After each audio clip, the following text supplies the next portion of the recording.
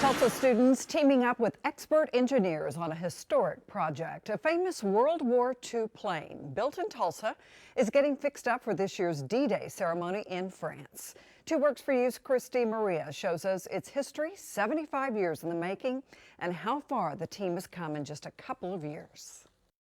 That's All Brother is a name, as far as I can tell, that meant we're taking Europe back. And so they were telling the Germans, that's all, brother, you're done.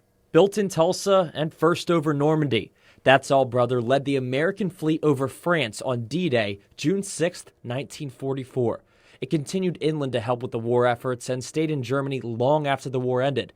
But 75 years later, it's only ever made one flight over Normandy Beach. Well, the airplane was discovered about 5 years ago in a junkyard.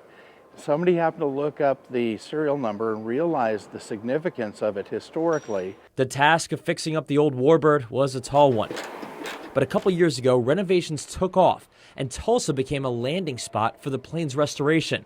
Engineering officer David Snell says when he found out the project was coming home to where the plane was built, he recruited help of all ages. And we've had some of our Civil Air Patrol cadets here helping out, who are high school students. So we've tried to make it generational as well and expose younger people to the airplane and the history too.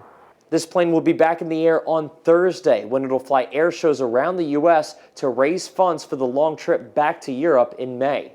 It's more of a ceremony, I think, that we're going to commemorate the effort of all of these brave people that pushed back the Germans and helped retake France. Thanks to hard work in the city where it was built, on June 6th, That's All Brother will make its second trip over Normandy, 75 years to the day after the first. In Tulsa, Chris DeMaria, 2 Works for You.